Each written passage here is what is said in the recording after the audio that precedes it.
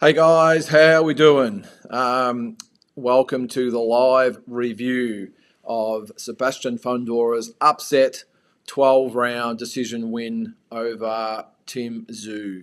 Obviously, not the most or the best news on Easter Sunday over there. Obviously, very disappointing to everyone over here as well, particularly Tim. It was a tough weekend for the Aussies, wasn't it? Of course, Liam Wilson last night, Michael Zerafa on the undercard, and of course Tim Tszyu in the main event. So we'll go through a bit of a rundown. I really want to hear your thoughts about what you thought went down in the fights. Of course, we've probably gone over Liam's a few times, so interesting to hear your thoughts, especially on the Tim Tszyu Sebastian Fundora fight, as well as, of course, Michael Zerafa on the undercard.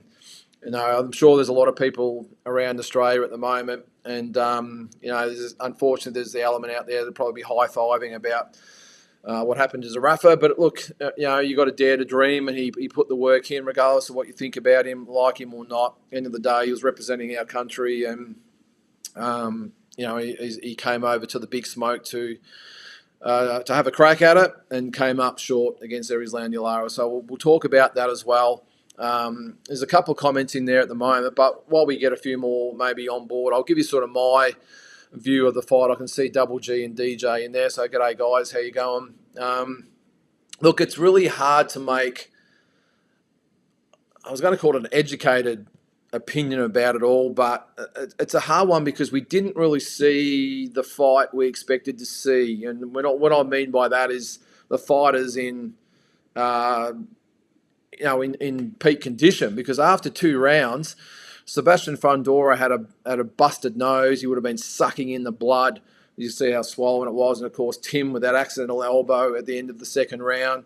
So he was in all sorts of drama. He, of course, had a veil of red over his face for the whole fight. So we didn't really see what we thought we'd see between Tim Tszyu and Sebastian Fundora. We saw a different version in that you saw 2 warriors who really had to dig deep in different ways. And even though Fundora won, I'm not going to say he was any better than Tim Tszyu in that area, but both fighters had to adjust in different ways. They had to cope with a lot of different things going on.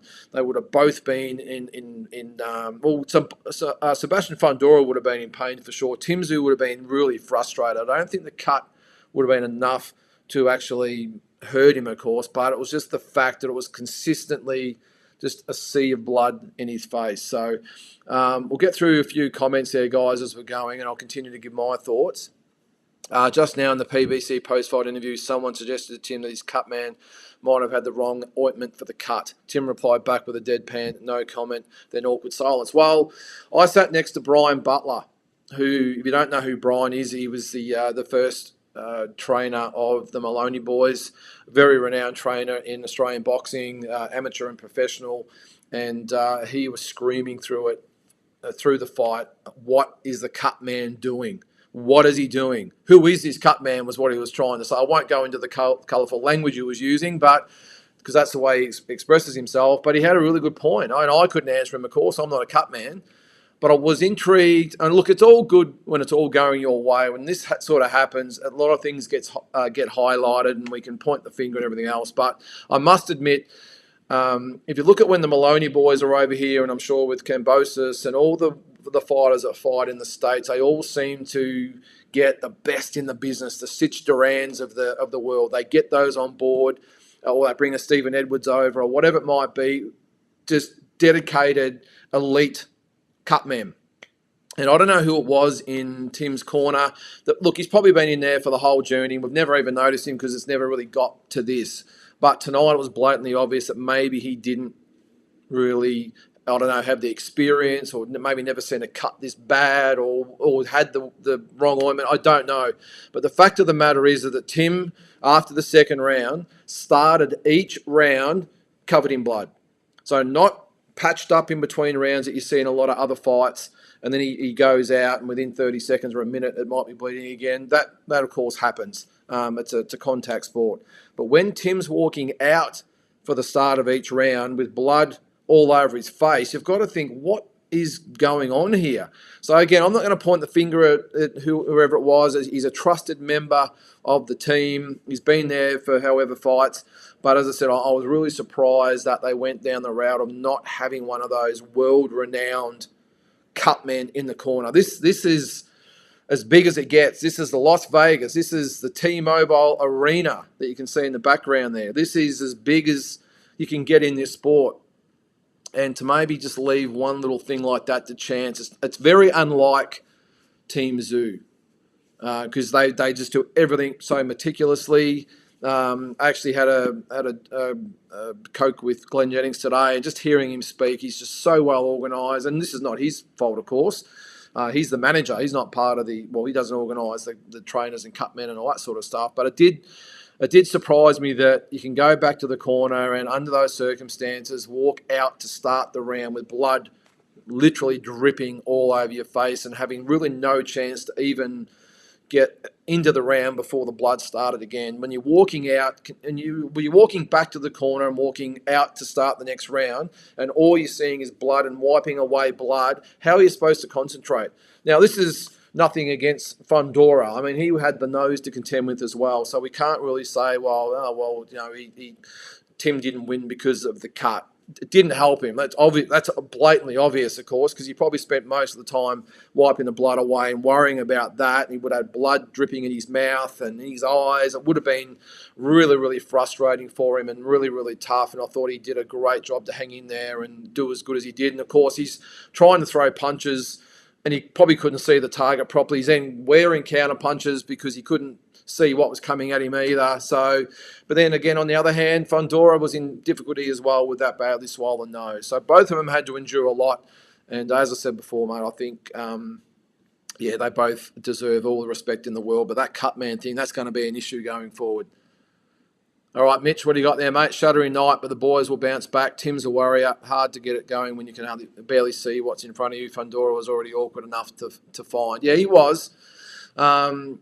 But, we've spoken about, Tim having to adjust to Fundora. But we've also got to remember, even though Fundora was preparing for Bolachuk, who was very good on the undercard, by the way, he's then had to, I know he's similar to maybe in some way, the way Tim fights, so it would have been easier for him. But don't forget, he had to readjust everything as well. His mindset, from undercard fighter for an interim title to a main event for 2 world titles or 2 belts. So I think they both had a lot to get their head around. And did Tim all of a sudden, he had Thurman to help carry the load, to mainly carry the load initially, and then he had to carry the load when he was suddenly thrust into the A side. Did that have a bearing on him as well? Did he try too hard? Did it all sort of factor in with the cut, the pressure, everything sort of tied into one, and a very awkward opponent, by the way, was just too much in the end to bear. And don't forget too, guys, it was a very, very close decision. I mean, I was just at the venue. It's always different to when you watch it on TV. And watching it, I had no idea who was in front, to be honest. I had no idea who was winning the rounds. I thought Fundora had the really pesky jab and the little pesky punches he was throwing after them, and Tim, of course, would land the more obvious type of punches, the good, solid punches. So it was who was landing volume in Fundora to who was landing the heavier shots in Tszyu. So, and on top of that, it was just a bit to and fro. It was just a really, really hard fight to score. And at the end of it, my gut feeling, I was worried. I won't lie. My gut feeling inside was this has just got a really uneasy feel about it. But on the other side, I thought, no, I think he's going to pull through. He's going to pull through in a split decision, or might be a draw, or whatever it might be. I was sort of looking at maybe he could just eke by and get through it, and they could have a rematch after this to settle it when they're both 100%. I was just hoping and sort of thinking that maybe he would get the result, but obviously, boxing can be a cruel sport sometimes. And it was tonight for Tim, but also for Sebastian Fundora, a very worthy winner as well. I can't really explain Michael. Well, join the club, DJ. Just did not, in the old-fashioned sense, did not fire a shot, unfortunately. I don't know whether he was overawed by it all or he was, like the deer in the headlights. Again, it's hard when you're looking, 15 rows back from the ring and people standing up and you're trying to look and everything else. From what I saw, DJ, is that he didn't have any penetration in his punches whatsoever. He didn't give Lara anything to even be concerned about. Lara barely got out of neutral, let alone into first gear. That's the extent of it. The first round felt him out, and I remember saying to Brian Butler sitting next to me, I was really worried that he got caught a few times with counter right hooks and a couple of counter left hands when he's pulling out. And because his punches didn't have any penetration, what did Lara have to worry about? It's not like he went out there and threw some real big bombs and really got his attention and his respect. I mean, Lara just pretty much brushed off his punches with ease, waited till Michael got within range in that second round and just went boom, boom, lights out. And it wasn't just the right hook or left hand, it was both of them put together. So it can happen. But unfortunately, this has happened in the past, guys. I'm not laying the boots in the Michael here. There's lots of other fighters before him, and there'll be plenty of fighters after him. But sometimes you don't know you're not at the level until you're in this situation. You're front and center on the big stage in Las Vegas or wherever it might be, in an arena like the T-Mobile Arena. Unfortunately, nothing's going to save you when you get in there. And if you're not at that level, then you're going to get found out real quick. And unfortunately, that's what happened to Michael tonight. I made no secret saying that I thought Lara would win. I didn't expect him to win in that way, though. I will say I thought he might have outclassed Michael with on points or maybe late round stoppage. I didn't expect this. But he got caught cold. He got caught by an elite fighter. But as I said, guys, it's unfortunately, as our good mate Noonan Boy says, there's levels in this sport.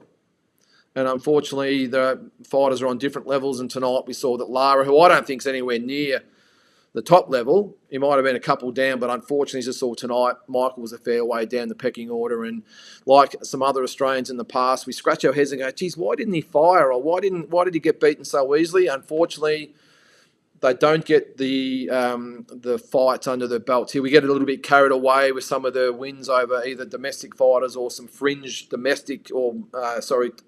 international fighters. We get all excited, and then they get exposed down the track, and we see that quite often. And that was just simply the case tonight, DJ. And I'm not just laying this at Michael, because at the end of the day, he put it all on the line. He came over here, thought he handled himself really well in fight week. But you could sort of tell in the ring he was nervous. I didn't see the interviews beforehand. Someone sent me a message and said he looked a bit rattled in the change rooms. I could tell as soon as he got in the ring that he was feeling the pinch a little bit, and it sort of showed in his performance. He's very tentative, I suppose, is the best way to put it, DJ. It's just very tentative. He didn't go out there and really take it on. I understand you can't just go out there and start throwing bombs against an elite fighter like Lara, but when he did throw and land, they just weren't penetrating punches, and Lara simply didn't respect him. He gave Lara nothing to push back or have anything to think about, waited for his opportunity. You could see that he was drawing Michael in, and when he had his chance, it was right hook, left hand, and that was it. And I think, unfortunately, Michael knew when he hit the deck, he wasn't going to be in a condition to continue. So it's a shame. Tim losing was heartbreaking, but somehow seeing Nikita versus Creati as a headliner officially felt even worse. Someone sent me that during the fights, Mitch, and as if the fight night was bad enough, that fight is being announced. Trash. Mitch, that's all I can say. It's trash. Nikita deserves better than that. For me, and I have seen the Rose boys over here. They saw me, didn't say anything. So I don't know whether they just ignored me or no. I doubt they even know who I am or care or even know what I'm saying. But all I can say on that fight again, Mitch, is it is garbage. And Nikita deserves a hell of a lot better. Because speaking to Glenn Jennings, he doesn't want the absolute elite for Nikita right now because he's not ready for it. But he wants good, hard, solid opponents that are going to test him. Creati doesn't test Nikita.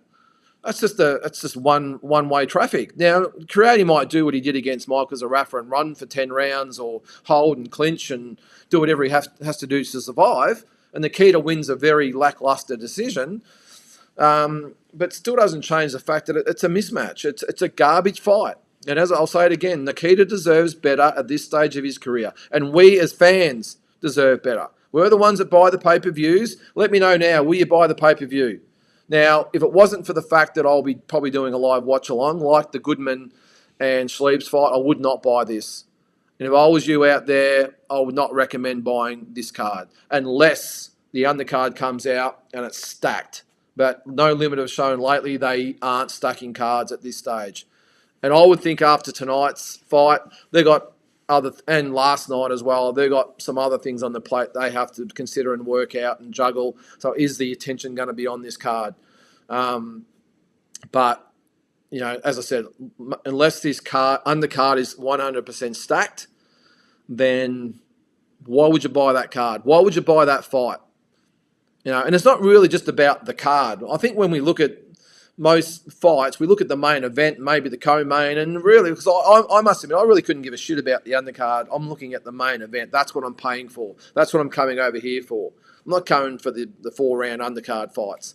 You know, I'm here for that. And people buy pay-per-views for the main event fights. Some buy it for the complete card, but most people buy it for the complete or for the main event. Nikita Tszyu versus Danilo Creati is the main event. I can't wait to see how they're going to market this fight. Will we get the odd 1 or 2 punches that he landed against Zerafa? You know, what will we see?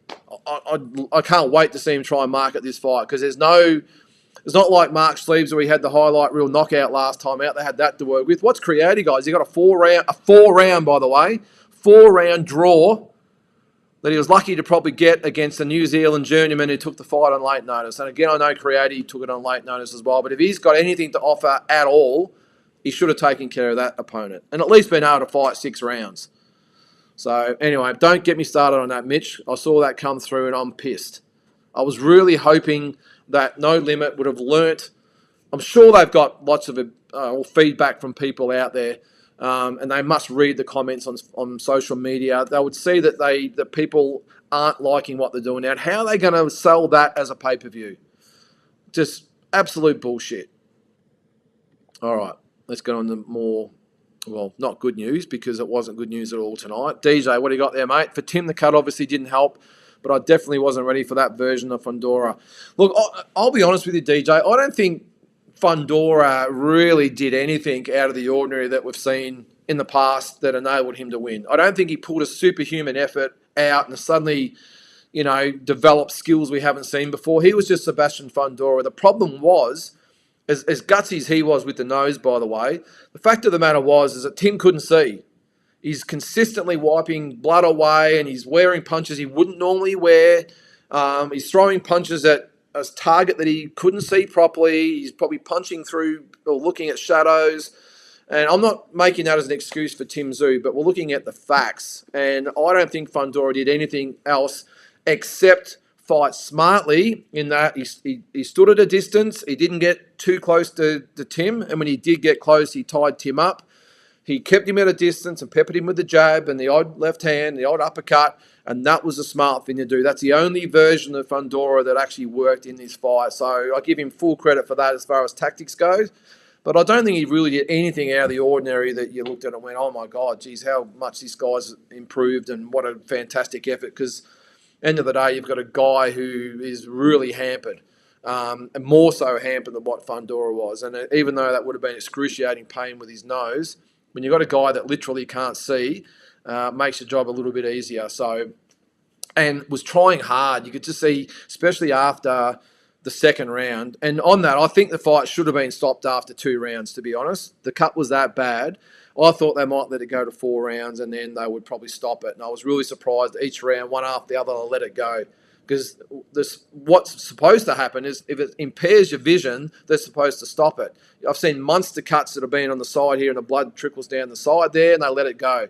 I've seen cuts right in the middle of the head and the blood runs straight down the middle and they let it go. But when you've got blood, it was on the hairline obviously and it was just going into his eyes, I thought they would stop it. But and credit again to both guys. But as I said, DJ, I don't think we saw an extra special version of Fundora. I just think we got a really diminished version of Tim Tszyu. Double G says, do you think with Errol stepping into the ring means PBC will cast him aside, kind of like they have no use for Tim anymore? No, I don't think so. I think the rematch is probably the next thing that's got to happen, doesn't it? That apparently is what was being decided. I know Team Tszyu didn't think they would need the rematch clause, but at the end of the day, good business would have been to sign the contract. The thing is, I don't think it will be in Australia. I think Tim will want to do it here and get it done in the States to right this wrong. Not that it's a wrong. I mean, in his eyes, it's a wrong. I don't think he'll want the comfort of going back to Australia. I don't think he'll want that as a bit of a cushion. I think he'll want to come back. I don't think they'll probably do it here because I just don't think the fight's still big enough. I was really surprised they had it here anyway, even when Thurman was involved. I thought the MGM or somewhere might have been a little bit more suitable, but because they did section off a fair bit of the arena tonight. But I think Tim will want to come back to Vegas and fight Sebastian Fundora in the rematch. I know Errol got in the ring. What's he done to deserve a fight with Fundora? He got absolutely smashed in his last fight, so I don't see why after 8 or 9 months, well, by the time he gets in the ring will be well over a year, why he would be in line for that fight. I would think Tim will take the rematch. And then, can he rebuild? Is he damaged goods here in America now? They drop you pretty quick over here. So, is he damaged goods? I'm hoping not. But I think that's the next step anyway, Double G. The rematch with Fundora, and then we'll just see what happens after that. Tommy B, how you going there, mate? G'day, Lyndon. The lads on before the fight thought Tim's corner should have pushed for a technical draw early or given Tim... earlier on, given Tim couldn't see. Thoughts on that? Yeah, well, it's not a bad call, Tommy. That's actually an excellent call. I didn't actually catch the before the fight, boys. I was coming back from the venue, but it makes sense. And look, what you've got to draw the line at is, Tim would have wanted to fight. Of course he's a warrior. He would be saying, I want to fight. In the corner, do you make the call of, shit, boys, this is just going to be bloody hard for Tim to win this fight? Do we put faith in him and send him back out there to get the job done? Or do we take the technical draw and we go again? Now, I'm glad, or not glad, actually. I was going to say I was glad the fight went on because after 2 rounds, it would have been a hell of a long way for us all to come and get 2 rounds. But I think maybe after, that's the other thing too, Tommy. If they did go to 4 rounds and after that second round, if he lost the next 2 rounds, well, of course, he probably loses the fight on a 4-round decision. So they've got they had some decisions to make. Did they make the right call? I suppose in hindsight, probably not. They probably didn't make the right call, but I think they would have had enough faith in Tim that he would have got the job done. But it's a really good point the boys made on there that they probably could have pushed for that technical draw and just reloaded and come again. Maybe, again, it'll all come out. Maybe they wanted to do it and maybe Tim said, no, I want to go out and fight. I don't know. But it's a good point the boys made, but I suppose we won't know until the press conference, which I'm assuming will probably be on by now anyway. I'm sure you guys have probably seen the social media, but it has merit, Tommy. It has merit in hindsight. In hindsight, if he had a 1, we would have been saying what a brave effort, and a brave win by Tim. In hindsight, it wasn't probably the right decision, but we just don't know the full facts yet, mate. But I think there's lots of different factors that could have been in play, and that they took the option of continuing the fight, and that was it. Because the thing is, the other thing that might have happened, they might have said, well, let's try and get the 4 rounds so we can win the next 2 rounds and get the get the 4-round decision. But probably after 4 rounds, I probably thought, shit, are we actually winning? Is it a draw, or is Fundora winning? Where are we at? And by that stage, it's too late because after 4 rounds, the decision's happening either way. So maybe they then said, well, okay, we don't know where we're at with whether we're going to get the decision or not. So now we've got to go on whether we like it or not. So lots of different things could have happened, mate. But as I said, I'm sure it'll all come out in the wash. Double G, if Spence gets Fundora next and Spence wins, then Al Heyman will have control of the 154-pound division again. Things can change really quickly, Double G, can't they? And we've seen it in this fight. And how many times has the late replacement upset the favourite? It's happened a lot over the journey, hasn't it? But I'd be really surprised if Spence gets the Fundora fight. If anything, if anyone's going to spoil the rematch between Tszyu and Fundora, it's Terence Crawford. He's the only one, I've said it a few times, I'll say it again, he's the only one that makes sense to me is Terence Crawford, was to fight Tim. Now Fundora seems the logical person for Crawford to fight. But does he go, well, I'm not messing up with no 6'6" or 6'7" guy, whatever the hell he is, when Crawford's not a tall guy either. And you thought Tim looked short. Imagine what Terence Crawford would look like against Fundora. Spence would probably measure up a lot better against Fundora than what Crawford would. But does he deserve the fight? I don't think so. I think he needs to get a win under his belt before he gets a shot at Fundora. Fundora, of course, now calls the shots because he's got the belts.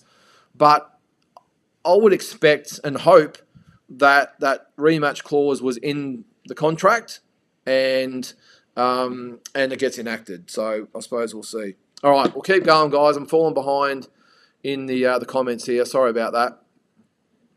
Yep, damn Shane. It certainly was pound for pound.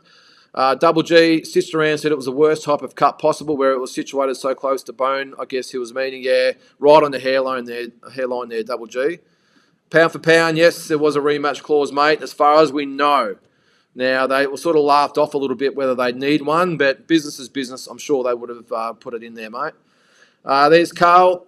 Congrats to Sebastian. Fought long and won. Did you hear Tim's comments about the Cutman? No comment. He said, yeah, well, they'll sort that out amongst themselves, won't they, mate? But that comment alone shows that there might be a little bit of unrest in that camp, because there's nothing obviously they can do during the fight. They can't change Cutmen as they go. So unfortunately, they probably learned the hard way that maybe this guy mightn't have been up to the standard. Axieman says, should the fight have been declared a no contest? No. Well, no, it shouldn't have. We spoke about the possibility of a technical draw. Is there a provision for Tim to protest about the elbow? It was an accidental elbow. The referee got the call wrong. He said it was a headbutt. It was just a mess all around, Axieman. But no, I don't think so. The referee / doctor let the fight continue. Of course, Tim. They let the fight continue as well. Would they have been allowed to actually say we don't want to fight after 2 rounds? Does that then be a win to Fundora? That's the other thing we've got to factor in as well. So, because if the doctor wanted to stop the fight, he would have stopped the fight. So, but as far as being a no contest, mate, no. It would have been a technical draw if the doctor stopped it after the 2nd or 3rd round. Fundora, probably the first time I've seen at least him use his length and range. Yeah, well, as I said, mate, he finally used his head, didn't he? So he did really, really well in doing that, and it was probably even more to his advantage, because if he had to stay close to Tim, well, Tim's always the chance with those power shots. By staying at a distance and range, Tim, who's struggling to see, really had no hope of really getting there and landing those big shots, did he? So I don't know whether it was a strategy that was implemented during the fight or whether it was actually something they devised beforehand. But he boxed smart, no doubt about it. He boxed very smart, especially when that cut happened. Easier for a 6'6" guy to adjust to a 5'9" dude. Yeah, no, you're right, Carl. During the week, Fundora said there was a rematch clause and he would welcome coming to Australia, but of course that's pre-fight talk. Maybe he will avoid Tim. No, I think if it's in the contract, it's in the contract, Double G. But as I said, I doubt that it'll be in Australia. I think it'll be back over. I think Tim will want the fight back in the States to make amends for what happened tonight. Definitely thought Tim's power shots won him his fair share of rounds, but I'm not arguing the decision. I thought he may have edged it, but can't complain. Well, as I said earlier, mate, it was whether you're scoring the long-range, pesky little punches from Fundora or you're scoring those, 2 or 3 good shots per round that Tim was landing. And the judges obviously, one went for Tim 8 rounds to 4, another went, or the other 2 went for the other one went for Fundora 8 rounds to 4, and the other one was 7 to 5. For Fundora as well. More about the rematch clause. George has said at the press conference, see you in the rematch. Yep. That would highlight that, mate. Yep, that there is a rematch clause. Tara actually sent me a message during the fight saying, who the hell, we'll call it, is the Cutman? Just as I've got Brian Butler in my ear saying, who the hell is a friggin' Cutman? He's friggin' useless. Hang on, there's Kyle. Did Tim say at any time that he couldn't see during the fight? I didn't hear the interview, mate, afterwards in the ring. It was too loud. He did speak well from what I saw, though. But again, watch the press conference and and see what he had to say. Tommy, I think I heard the commentators say there was Carl. Was covered on before the fight Instagram go live. We said no to the rematch clause, so I've got no clue. Well, I hope they didn't say no, Tommy, because that would be the classic example of blowing up in your face. Because if Fundora says, "Yeah, no, I've been there and done that. I'm going to fight Spencer or Crawford next," well, geez, that's not going to go down well. I wouldn't have thought. I got a feeling like I'd be staggered if they didn't sign the rematch clause. Like Glenn and just they're too good operators for that not to happen. So I hope they don't prove me wrong, but yeah, I don't think they would have left that stone unturned and left it out there. I'm pretty sure there would have been, well, I'd be 99% sure there'd be a rematch clause. The post-fight press conference, Fundora's promoter said there was a rematch clause, but the way he was talking sounds like they're going to try and duck it. Well, it could happen. If the Spence fight's there and he can get paid twice as much as he might get for a Tim Tszyu rematch, then I suppose he's going to try everything he can to get out of it. And with the sanctioning bodies, as we've seen, anything is possible. So who knows, Greg, but it wouldn't surprise me if they try and do that, especially with the Spence or Crawford fight out there. But by the sounds of things, No Limit are going to push the rematch clause, and I would think they would push it hard, I would think. Also, happy Easter, everyone, on a tough weekend as Aussie boxing fans. Yeah, well, I've sort of forgotten it's Easter over here. Sorry, Tommy, because I haven't seen anything Easter at all over here in the States. So, yeah, happy Easter. It's good. Easter Sunday over there, isn't it? So, all the best to everyone out there. Hope you got heaps of chockies. It was good to see Cruz finally win a title. Yeah, we didn't talk about that. Geez, he was on a mission. Isaac Cruz, or Isaac Cruz, however you pronounce it. He was great. And a good fight, though. I mean, Riley, he hung in there. He really did. He took some big shots and threw some back, but Cruz, you could even see it in the documentary thing they did before the fight, that he was there to win. And I did say during the fight I wouldn't mind seeing him throw a few more jabs, but he just had destruction on his mind. It was overhand rights and hooks, and geez, when he got him hurt. He reminded me of what Valdez did to Liam last night, where he was just throwing 5, 6, 7, 8 punches in a row, all power shots, and most of them were landing.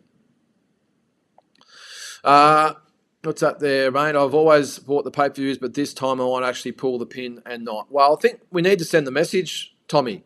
Now, I'll buy it because I've got this channel and this is what I've chosen to do, so I'll buy it. But if anyone said to me, "Oh, do you reckon I should buy?" I would say absolutely not. And if we as fans continue to buy shit, they will keep serving it up. Why would they change? They have to take a hit in the hip pocket as far as pay-per-view, the money goes, so they go, shit, well, maybe we better pull our finger out. And it's not like they haven't got plenty of time. I know Nikita's opponents has been a bit of a curse with all them. But Danilo Creati, like it or not, in that last fight, even though it was short notice, looked absolutely terrible. And I'll say it again, it'll be an injustice, I think, for Nikita to fight Creati. Surely, I mean, it's 154 pound. It's the hottest division in Australia at the moment. There's probably 10 guys that could fight potentially Nikita. Why we got this guy who struggled in a 4-round draw in his last fight. 4-round draw, main event. All right. Yeah, you know me, Lyndon says, Carl, that's a no for me. I'm not buying it. Well, good for you, mate. I think more people have to do it. Now, I really hope I probably don't see the No Limit boys out a bit later because they might have a bit to say. But hey, I always say I stand by everything that I say on here. And I'm talking as a boxing fan, and that matchup is garbage with a capital G. DJ, to be fair, the PBC card ended up being pretty good today. It was, wasn't it? It was really good. Well, I was really excited about the card anyway, and every fight measured up. I thought who was the other one? Cordova and whoever it was, mental blank. That was a ripper fight. Of course, well, Lara and Zerafa probably wasn't a great fight. But the Cruz-Romero fight was awesome, and in its own way, Tszyu and Fundora was a great fight as well. Because I was really just looking at both guys after 3 or 4 rounds, just covered in blood, absolutely covered in blood. And if you had told me that when these guys signed to fight each other, that we'd see a picture of them both just covered in each other's blood, I would have laughed, because I would have thought it'd be more of a technical fight and maybe Tim breaking him down. But that's what happens. In the same round, we saw Fundora wear two beautiful right hands that would have splattered his nose all over his face, and then the accidental elbow, and it was literally right on the bell. You can see it happens. Tim pops up, goes, "Oh, geez, that hurt." Looks down, and literally it was a sea of blood. Again, full credit to both guys. Actually, man, it was a bit heartbreaking to see Zerafa's sister, who's been battling cancer, in the crowd after the fight. I didn't actually see her, actually, man. And Michelle's a really a lovely lady. She really is. I've dealt with her a couple of times in the past, with Michael being on my shows, and all the best goes to her, of course. And it would have been tough for her to come all the way over here, and that happened. But as I said, mate, boxing can be a very, very cruel sport, not just for the fighters, but for families, the team, supporters, everyone. Great fights. This Bowerchuk guy looks the goods. Yeah, he does. I missed the fight. I was on here, and I had to get over there, and I looked at some highlights on social media, and yeah, he looks the goods. And he was actually just sitting at the back of us for the main event, and a couple of guys there got some photos with him. He's actually a big boy for 154 too. So maybe Fundora stays away from him as well. George's efforts at marketing the fight was saying they have two quirky personalities. Well, there you go, Tommy. I changed my mind. Where's my credit card? I'm going to buy the fight right now because they have two quirky personalities. Forgive the sarcasm. I agree, Bowerchuk looked really good against Mendoza. Yeah, well, Mendoza, you got to remember too, he come in as a late replacement, but Bowerchuk had to go from probably sparring 6'6" guys to little fellas in Mendoza, because Mendoza's not really tall at all. So, look, all over, I thought the card worked out for the better, not for the results, of course, for the boys, but I was excited about the card when it was sort of rejigged, because I thought it ended up falling better than what it was originally. Talk about Tim as a throwback fighter. How about Mendoza coming off a loss at week's notice and so tough? Yeah, exactly, Tommy.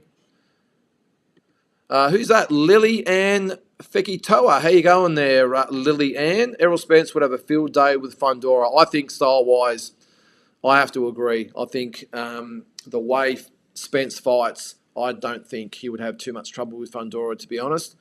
And look, I'll say it again, even after tonight's result, I still stand by that. If neither fighter had what happened to them, I still stand by from what I saw tonight. I still think Tim would have got the job done. However, again, full credit to Fundora, and there's always what-ifs in boxing matches, and the what-ifs were tonight. What if Tim didn't get cut? What if Fundora didn't break his nose? It is what it is. That's all I'll say. But I think Tim wins the rematch if there's no damage, of course, no more cuts. And I agree there that Errol Spence would have the style to, I think, make pretty easy work of Fundora, to be honest. Not knock him out or anything like that, just pick him apart, read his punches really well, counter him, and maybe we'll see that from Tim in the rematch. Parrying, then wiping blood over and over. Exactly, Carl. When you're continually doing that, and not just the vision, as I said before, it's wiping it away. It's not worrying about what you've got to do in front of you. It's like, you're worried about you swallowing blood. It's in your eyes. It's all you've got, and you got the opponent's blood all over as well. Although I'm sure Fundora was splattered all in Tim's blood as well. But it's a lot to take on. It really is. And to be continually just worrying about that. And again, I'll say Fundora did exactly what he had to do by taking a step back and fighting from long range. It worked a treat. Because if he had got in close, that would have made it a hell of a lot easier for Tim. And he kept his distance and fought beautifully. Tim dominated the first two rounds. Well, he did, Lillian, until he got the elbow to the head. Accidental elbow to the head, and then the whole fight changed. Tim then sort of went into more urgency mode. He was throwing like haymakers that he wouldn't necessarily normally throw. Didn't set up any punches with the jab. Not that that's always been a forte of his anyway. But when you're relying on that counter punching and the distance that he always relies on to get into that range, to throw those punches, that all went out the window. And he had to really just go by, instinct. And it's almost like, I suppose, if you're in a fighter plane and the radar goes out, or your locking mechanism goes out, and you're relying solely on your own instincts, and that's sort of what it reminded me of tonight. Tim you could see that he was continually missing punches, getting tagged with punches he didn't really get hit with normally. Credit to Fundora as well again, but his job was made a hell of a lot easier by the fact that Tim literally couldn't see. Literally. All right. Tim without the cut has Fundora out of there by the 7th. You could see after the first 2 rounds where things were heading before the cut. Tim would have got to him if he could have seen. Yeah, I agree, Greg, but I'm sure there's some people out there going to say could have, would have, should have, and didn't. That's what happens in fights.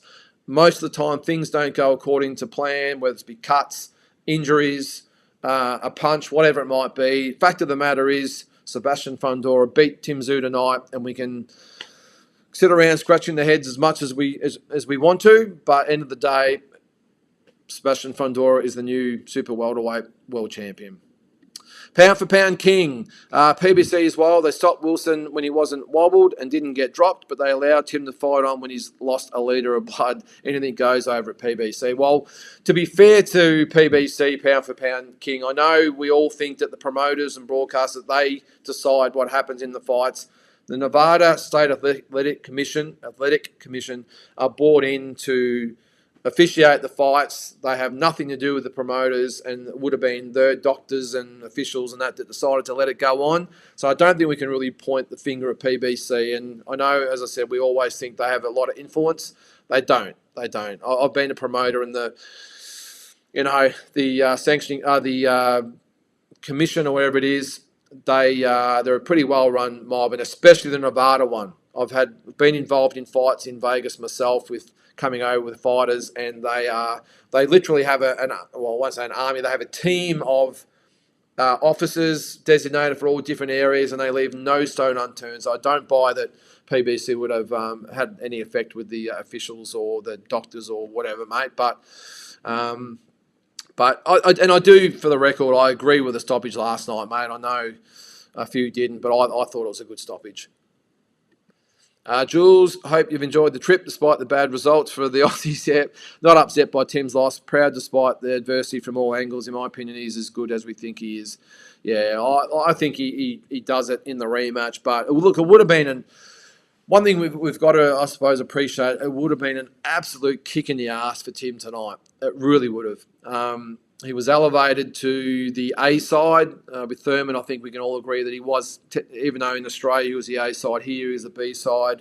To be elevated to the A side, you've got Spence and Crawford and everyone talking about him, and the networks and all the social media and everything. Everyone was talking about Tim, a very, very hot name, and now all of a sudden he's had a kick up the arse, and he'll be put back to the starting blocks.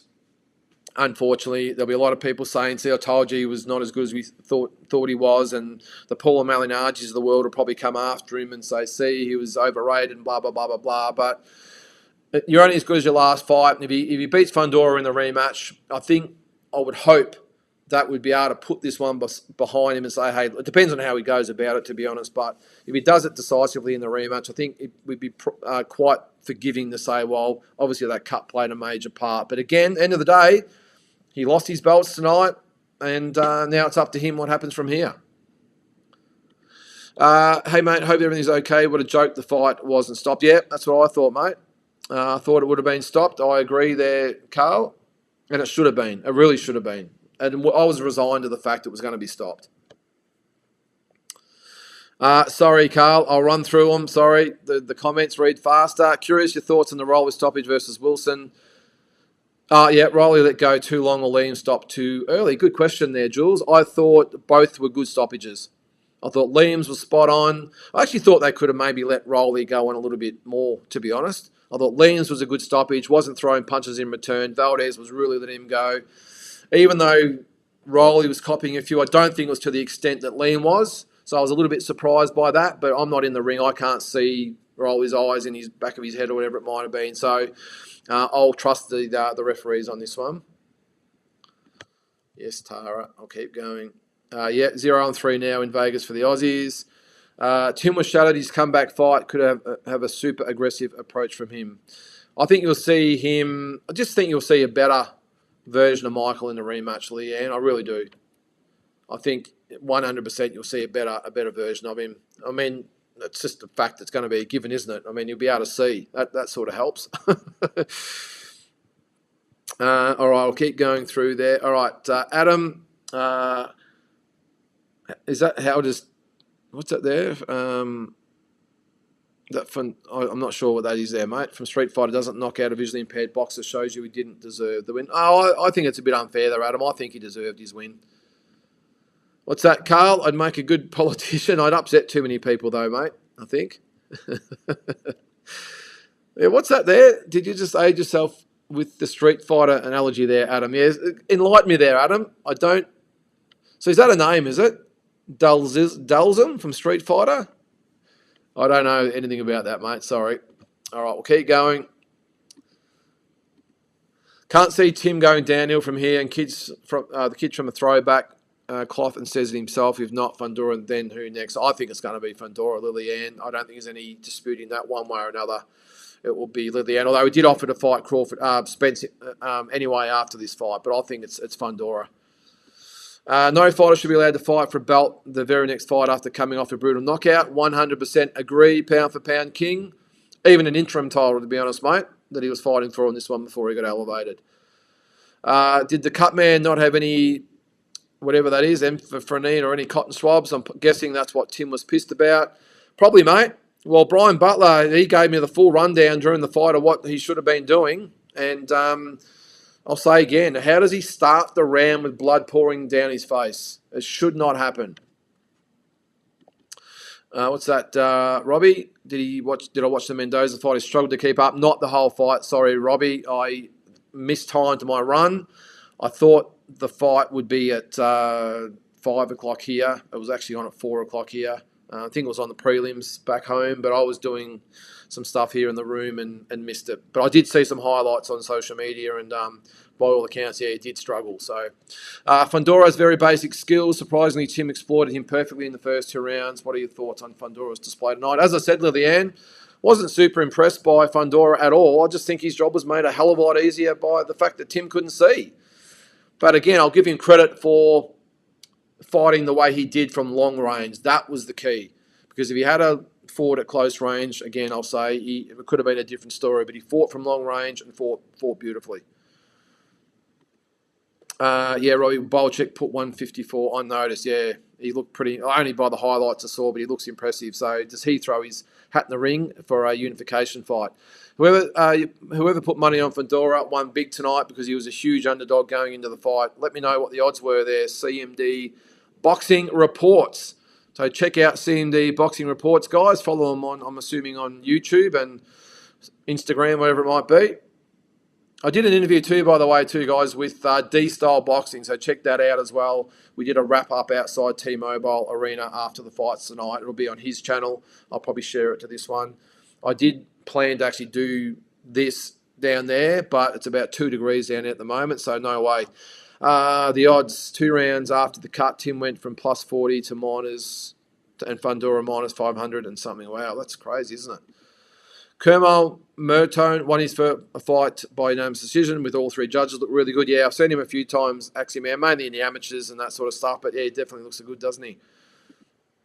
There are only 2 names for Nikita, in my opinion, Mahoney and Mazudia. Yep. Obviously, they wouldn't go near Camilleri because he's obviously part of the Zoo Fight Club.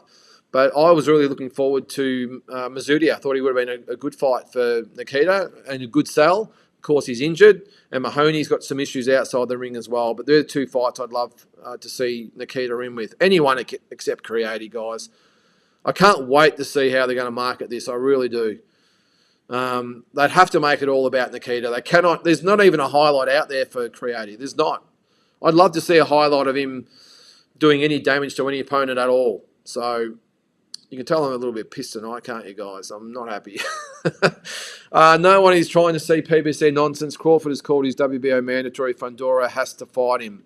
Well, that's an interesting point, Punch Quote. What happens if Crawford, well, he's going to be the number 1 contender, says, right, I want Fundora next. Team Tszyu say, in the contract, I'm next. What happens? Is there going to be a bit of this going on? Be very interesting because I know one thing about No Limit. They're going to push 100% to get this rematch done. And then if you got the WBO and the Crawford thing, I would think that, I hate to say it, that Crawford would maybe win a battle between the two or who gets the fight. They'll think of some little glitch or whatever. Maybe they'll have some step-aside money. I don't know. But it's going to be interesting punch quote because, as I said, No Limit, I got no doubt, will dig their heels in about getting a rematch here for sure. Let's go down some more comments down the end there. All right. I've definitely missed some comments, haven't I? All right. Mendoza got his jaw broken. Okay, I didn't know that. There you go. He's a brave guy too. Fundora will drop the WBO belt to avoid Crawford. Why would he want to avoid him though, Kyle? That's the biggest money fight for him in boxing. It doesn't make sense. I couldn't see that Fundora would voluntarily avoid Crawford. Just doesn't make sense to me. I know Spence was there putting his 2 cents worth in, but if Crawford says, I want that fight, well, the odds are, as I said, he'll get the fight. And it's the biggest money fight for him out there, so I'd be really surprised if he did that, Kyle. The only way I would think, if anything, I was going to say he might drop the WBC belt, but if anything, he might drop the WBO belt if it's going to be Spence, and then maybe fight Tim in the rematch, but then there might be a clause, no, it has to be for the WBO. Who knows? All I'm saying there, Kyle, is I'd be staggered if he dropped the belt to avoid fighting Crawford. Gilberto Zerdo Ramirez won the WBA Cruiserweight title today against Gulamiran. Okay, I didn't see that, actually, man. Thanks for letting us know. More meat for the grinder, that is Jai Opataya. Yes, Kyle, I agree. Can't wait to see him fight Brutus again, too. It should be great. Speaking of great matchups, which No Limit member you're fighting first after they watch this? George, Trent, Matt, and why? I'll take them all on, Jay. I'm not scared, mate. Always take the biggest one first. That's the way I sort of roll. I don't ever get in street fights, Jay. But if I did, I'd probably take George first. I think he'd be the most dangerous. He'd get you in a bear hug and squeeze the hell out of me. But no, look, I was going to say, it's nothing personal against the guys. I know I've met Matty Rose a couple of times. It's nothing personal against them. I just don't like their business model. I'm sure they're nice guys. When I've met Matty's been good. I've never met George, but he looks like a really, really nice guy. Who's the other one? Trent. I didn't even know. I don't even know what he does for No Limit, to be honest, Jay. He's always at ringside, but you never actually see him do anything. So I don't know. But no, all that aside, it's nothing personal against the guys. Again, I just hate their business model. And you look at what Angelo DiCarlo did last week with the Premier Boxing Series. You look at what Will Thomas is doing with Wildfighter. You look at what Dragonfire is doing. You look at, obviously, like Tasman Fighter's doing. All putting on really good shows. And I'll say it again, with No Limit, they have all the resources in the world, and they're the ones putting up the worst cards. There's no excuse for it. And again, I'll say they've got more issues to deal with now with, obviously, the cash cow of the whole organisation taking his first L, and they're going to have to worry about getting Tim those belts back. But yeah, as I said, mate, it's got nothing to do with the guys themselves. It's to do with the way they conduct their business, and I think at the moment they're just taking the piss. So I wonder what day they're going home. I hope I don't see them all, because it's not just the No Limit crew. There's about 20 of them that are over here. So I might have to. Where's D-Style? He might be able to back me up, and Brian Butler and a few of the others. But again, like, I've got no dramas with the Rose boys personally at all, guys. It's I'll call out whoever it is. I don't care. But as I said earlier, I'll stand by everything that I say. When you can't see 100% from bleeding, not from a glove but elbow, yeah, a bit tough, yeah. And that's the other thing too, is that Faz, if it had been the elbow to the top of the head, that would have, I said before, it mightn't have been too painful because it was obviously just a cut, not as bad as the nose. But when you think about it, a nice elbow to the head that's hard enough in the right spot to literally split you open, that would have been a nice egg on his head, you would have thought. It would have been nice and tender and sore and swollen. So, yeah, again, I'll say it, just full credit to both of those guys. Unbelievable. I was on the Ring IQ chat, and I swear Jules was in more disbelief than I was. Absolutely shattered. Yeah, well, it is what it is. Look, I don't get too shattered anymore, Kyle. I'm disappointed for Tim. I'm disappointed for Michael. I'm disappointed for Liam. But I know better than a lot of people. That's just the game, and you move on pretty quick, and it's life. So I was disappointed, but not shattered. You move on. Tim will get another crack, and hopefully he puts it all right.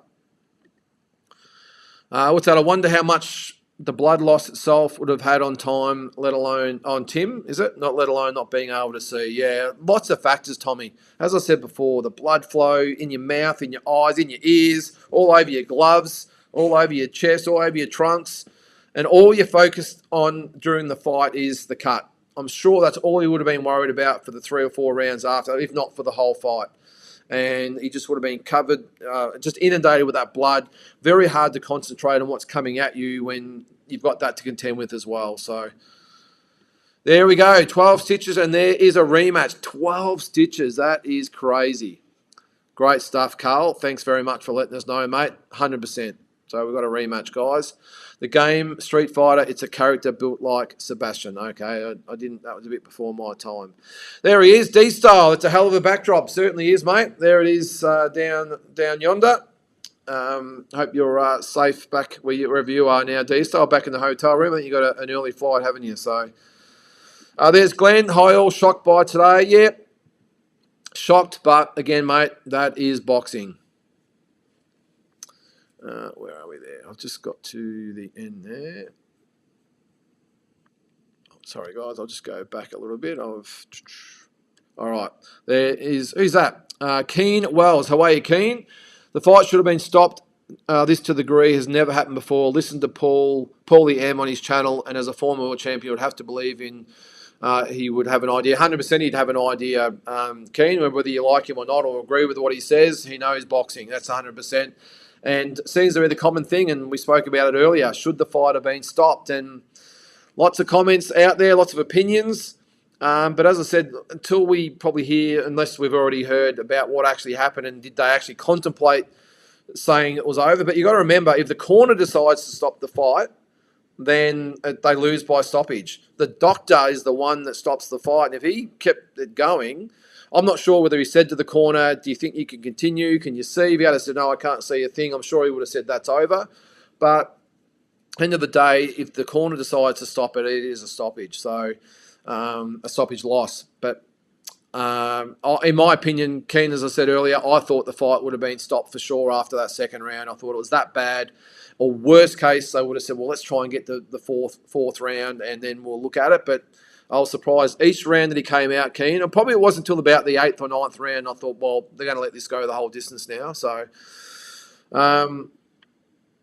Paul, g'day, Paul. Terrible bad luck today. I'm devastated. Yeah, not a great weekend for Aussie boxing, Paul. Lillian Fikitoa, someone buy this bloke a drink. Thanks for your feedback. Cheers, mate. No worries, Lillian. My pleasure. Gutted for Tim. We need more Tim Cheatham judges. He had at 116 for a 112 for Tim. Not sure what he was watching. Yeah, I wasn't scoring the fight, to be honest, Carl. It was just too hard to score. I was sort of looking at it. I thought after maybe 9 rounds, I thought if anything, I'll maybe have it 5-4 for Tim. But I knew it was close, really, really close. And I actually thought that Tim might have closed out a little bit better, if I'm being serious or honest. I thought especially the last round, I thought he closed out really well. And to have him losing 8 rounds, I just don't see it. Look, if anything, I thought it should have been 7 rounds to 5, whichever way you went, or maybe even a draw. So it was tough to score. But yeah, 8 rounds to 4. Probably either way, Carl.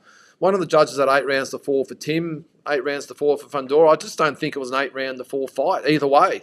What was the other one? 115, 113. That's probably more like it. And a round swing here or there decides the fight. Why would Fundora avoid Crawford to avoid the loss of brain cells? Well, I probably might have said the same thing about Tim, mate. So these guys, this is what they do. The champions, they fight for big money. It's what they do. So that's it, mate. So the brain cells thing doesn't come into it. It's a business decision. The biggest fight in boxing for Fundora is Crawford. And now, Fundora seems to be the biggest fight for Crawford if Canelo's not available. Where does Zerafa go from here? Very good question, Axie Man. I'm sorry to say I think he's done at this level. He has been at level a couple of times. Last time, of course, was back in England against Cal Brook. I know we had the Jeff Horn fights, but unfortunately, I think Aximan, that at 32 years of age or 31, whatever he is, I don't see there's a future over here for him, because it's not like he lost. He got pulverised. You know what and the probably the most disheartening thing for me, probably as an Australian boxing fan, is that after he got knocked out today, it was just pretty much a shrug of the shoulders from the audience, and we move on. It was like an irrelevant fight for everyone concerned, and Michael as a fighter was just like, who's this guy? Okay, he's just. It's probably hard to explain, but it was almost like he was just forgotten about in 2 seconds flat and just brushed aside, and no one cared. And I felt for Zerafa, for Michael Zerafa. I did feel a lot for him in the lead up to the fight as well, I will say, because he got no love from the Aussie public or the media. I understand the public he has his differences with, but I was disappointed for him that the Australian media, I understand it was the Tim Tszyu show. Liam Wilson got a bit of publicity in certain parts, but Michael Zerafa fighting for a world title on a massive card got no love whatsoever. So that I was disappointed for him for that. But as I said, Aximan here tonight, he was forgotten about in 2 seconds flat, and that's why I just don't think there's a future for him here now, mate. I think he will be back to the Australian circuit, and whether he wants to do that is another thing for him as well. Maybe him and Hardman can go again, but obviously it's not going to do what it did last time as far as the attention goes. So it's a tough one, actually, man. It can be such a cruel sport sometimes. He's put all his effort in, put his life on hold. He's dedicated his life to this sport, and this is how devastating it can be. But that's, again, it's boxing, and I feel for him. But this is a sport we all love. We all know, and they all know what happens in boxing and the potential that can happen. And unfortunately tonight, he got wiped out in 2 rounds, and you probably ask a lot of the people that went to the fights tonight, they probably can't even remember his name, and that's being harsh, I know, but that's just reality. It's not fair, but that's the boxing fans, especially at this level. Over here, you measure up and you perform, or you're gone. So I just don't see how he can come back, Aximan, and it's a shame. And I hope more than anything too, by the way, that he's okay. I'm sure he would be. He got caught cold. When you get caught cold like he did, you can recover pretty quickly. It's not like he went 8 or 9 rounds and copped a lot of punishment and then that happened. The first or second round knockouts, you can pretty much recover from pretty quick. So I'm sure he's okay. I hope he got paid well. And I hope whatever he chooses going forward, Aximan, I hope he has full success. There is Big J. Well, this weekend went to shit real quick, didn't it? Yeah, 100% it did, mate. Everybody lost. Zerafa is done. Tim goes to the back of the line. And now PBC continues with the bullshit. Well, there's a home run, Big J. You just summed it all up in about 3 sentences there, mate. Carl, take your mouthpiece out with tonight, mate. That way you can keep all your teeth. What's that? Take your mouthpiece out. Mate, mouthpiece out tonight. Yeah, that way you can keep all your teeth. I'll be right, mate. I'll survive. There's Big J again. Aussie takeover. Maybe the Dole Q, bloody hopeless, a lot of them. That's been a little bit harsh there, Big J. I mean, they're over here putting themselves in amongst it, fighting on the biggest stage of all. It didn't happen for them, of course, but I thought, I thought they all did Australia proud in their own way, mate. What's that? Did Zerdo win? Yes, he did. Who was... yes, no, he did. Marcos also says rematch in Australia makes millions. I'll say it again, Marcos. I don't think it happens in Australia. I think No Limit might want it in Australia. It's a massive fight over there and some big money to be made and everything else. But we've seen Tim's demeanour this week as far as and he said it a lot himself, the throwback thing. He's always on about the throwback. And I just think or being a throwback fighter, I just think he will want the fight here. And I would be really surprised if it goes back to Australia. Tim has made no qualms about the fact he's done with Australia and wants to come to America. And I think he will want to have the rematch here just to make it right. And as I said earlier, not have the comfort of the home ground advantage, if that's what you want to call it. Yep, 0-1. Who's this? The Purple Turtle. Wow, we've got everyone on here tonight. What do we got? Couldn't have gone any worse, that's for sure, mate. Could the corner not stop that blood at all? Obviously not. St Kilda 1, 2, 3. And that's why the cornerman's getting all sorts of flack. And by the sounds of things, got a feeling he's going to have a please explain to Tim about why he couldn't stem the flow. Because it was the whole fight. It did not stop from the... Normally what happens too sometimes with these cuts, and we saw it, the Shanika Johnson one on the undercard of Haney and Lomachenko too, when she had that massive gash on her head. It was spurting blood, and it was shocking. By the end of the fight, even though it bled for a few rounds, by the end of the fight, it had almost just clotted itself. And that's what can sometimes happen as the fight goes on. Of course, then you're putting Vaseline and all sorts of things on it every single round as well. But for this instance tonight, Tim was bleeding just as badly at the end of 12 rounds as he was at the end of the second round. And that shows the cornerman didn't do his job. Again, putting it harshly, but that's just the fact of the matter. Now, who knows? With 12 stitches, maybe it was unable to be closed, but I strongly doubt that they wouldn't have been able to at least stem the flow for a round or two, or at least during the break. He sat down with a face full of blood. They wiped it, did whatever they did, and he got up, and guess what? He walked out with a face full of blood. So, Marcos again, Tim needs to rematch him and beat him convincingly. Yeah, I would think at the moment, Marcos, that Tim would be sitting in his hotel room thinking exactly that. Exactly that. So, Carl scored at 8-4. Okay, well, again, it's hard to score at the venue, mate. That's why I didn't bother. I was sort of guessing a little bit, but 8-4. I can't see it 8-4, mate, but I'm not going to argue with you. I haven't seen any replays around the course, but I think 8-4 either way. I just can't see it. Little Penny Park MGM, what's the rate per night? I can't remember, mate. It's not too bad here, though. It's maybe a little bit more than you'd pay right up the strip, but I don't mind because the T-Mobile's right next door. The punch stat showed Tim landing similar numbers to Fundora with a lot less thrown. Yeah, well, so in that instance, if they're landing about the same amount of punches, but Fundora's being busier, maybe that would have been the thing that might have swayed a lot of the swing rounds. There's Julian Shoulders. How are you there, mate? 4-round assessment by the doctor. Go back on the judges' cards and Tim would have been declared the winner. Great analysis. Thanks, Julian. I appreciate that, mate. It's good to get a compliment or two. Marcos, again, I was at the fight and Errol looks unhealthy, looks sickly. Yeah, he looked, I will say though, Marcos, he didn't look too bad weight-wise. He looked like he was in half-decent condition. Don't know about the hairdo, but unless that's the way he normally wears it. But yeah, he didn't look too bad, but I did see the interview and I agree, the speech is definitely slurred. The reaction time is a little bit slower. I would be thinking surely the commission would have to be giving him a full run over to see whether he's capable of fighting again, especially at this level. So not that Fundora is a big puncher or anything, but still you take punishment.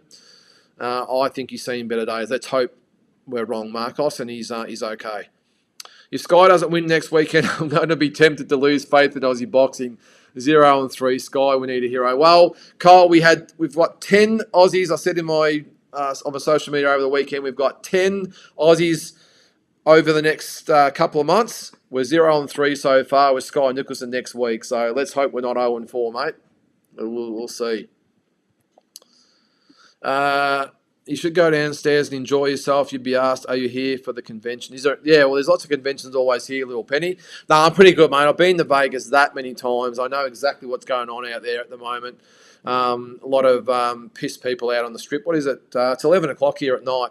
So I get it. I might go downstairs later and go for a Coke or something and meet up with a couple of guys. But no, I'm happy just to be in the hotel room there, little Penny. I've done Vegas that many times. I'm here tomorrow actually, which is Easter Sunday. So I've got the day just to chill.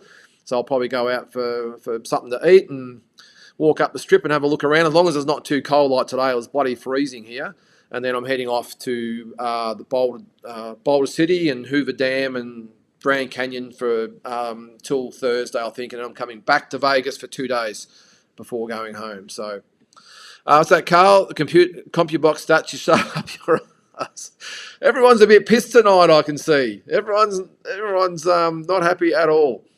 I'm not the only one for a change. That cut was really unfortunate and changed the fight, but what a warrior effort from Tszyu. Yeah, Brett, good call there. And look, I think the same thing. If Tim had got the decision, we would have been heaping praise on Fundora as well. So both guys, just full respect from all fight fans, I'm sure. But when you've got a guy like Tim who literally couldn't see for 10 rounds, the hat goes off to him especially, I think. So not just that, you can't see, but you've got a guy that is 6'6", nearly a foot taller than you. Well, 3 inches less than a foot, whatever that is. But yeah, I'll say it again. Full credit to both guys. Just both warriors. What happens in Vegas stays in Vegas. That's the word, Little Penny. But I'm a bit of a stick in the mud, to be honest. I love Vegas. It's my favourite place in the whole world. I come here 2 or 3 times a year, but I don't really drink. I'm not a gambler.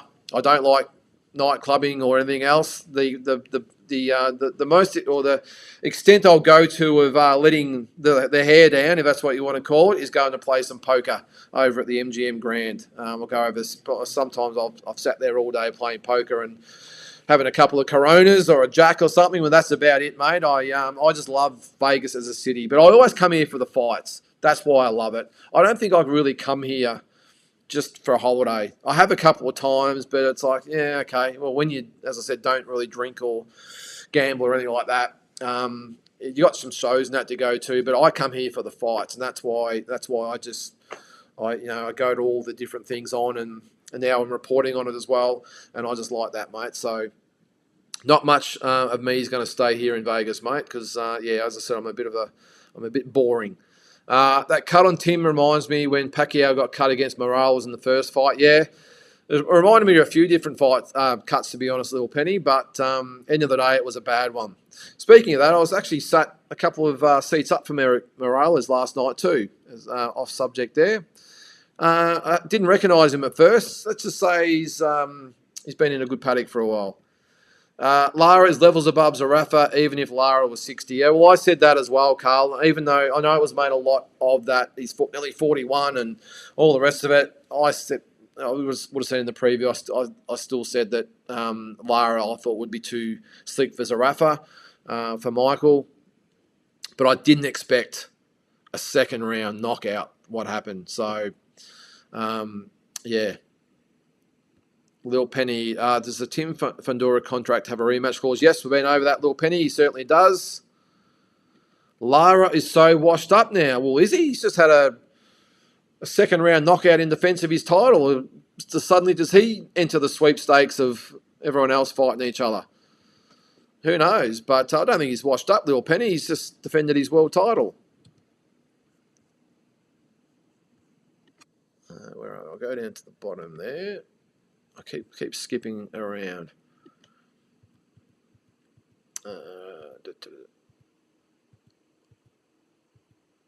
All right. Marcos again. What hotel are you in? I'm in the Park MGM Marcos. And if you are coming to Vegas at any time soon, guys, I'd really recommend this hotel. It's very affordable. It's no different to a lot of the other hotels along the strip, but the fact it's right next door to the T-Mobile Arena, and better than anything, it's non-smoking. I'm not a smoker. I hate walking through in the cigar smoke, and not just cigar these days. We've got a bit of the chuff going on as well, and cigarettes as well. In the Park MGM, it's completely smoke-free, so you can walk around, and it always smells really good and fresh, and the rooms are great, staff are great. It's just a really, really good hotel. But more than anything, Marcos, it's right next door to T-Mobile. And you've got, there's New York, just at the back of me there. And then the MGM's across the road from that. And to the other direction is Caesar's Palace and the Mirage and the Bellagio. And it's a really good location. So, Fundora versus Tim Tszyu should be in Australia. Look, we've been over this a couple of times, Little Penny. Maybe it should be, or should it? Fundora's the champion, remember? So I would think that he would have every right to say, well, I know he said that I'm prepared to go to Australia, but now that he's won the fight, maybe old Samson, his manager, says, yeah, nah, Now we control the action. We want to do it over here.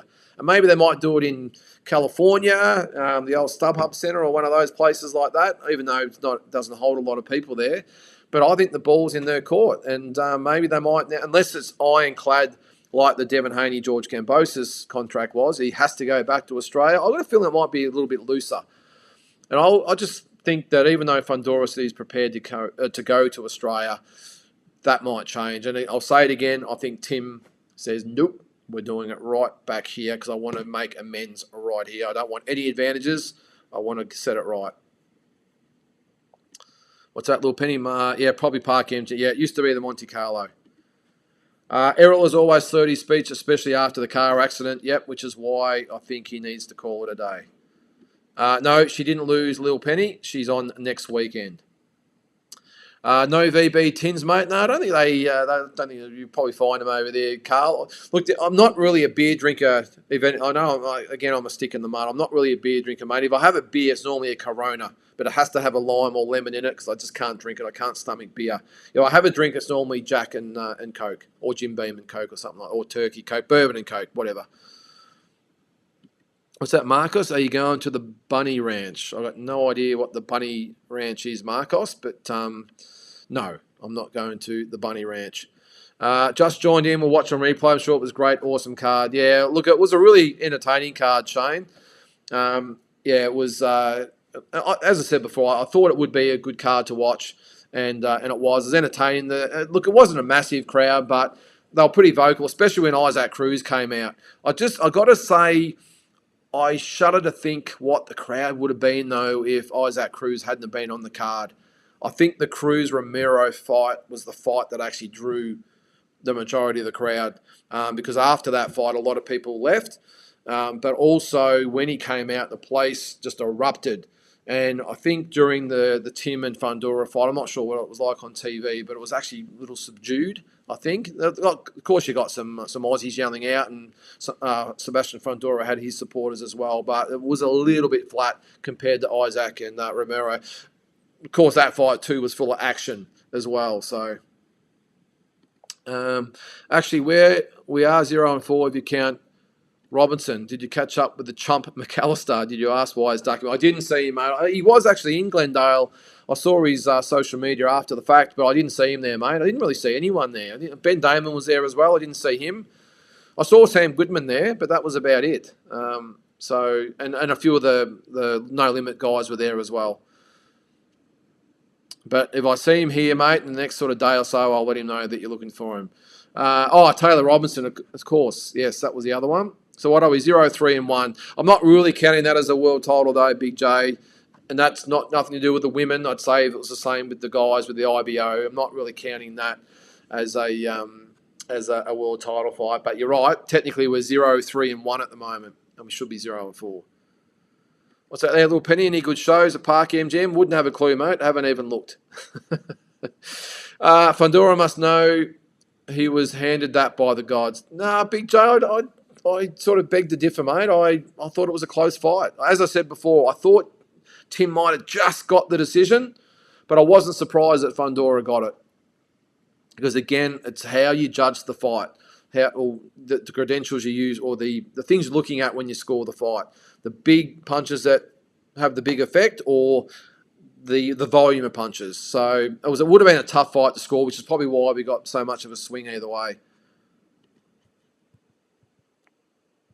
There you go. Who's that? Touchstar 68. What should Tim do next? Well, 100% look at the rematch, Touchstar. I don't think it would have obviously been in his original plan to be fighting Fundora in a rematch.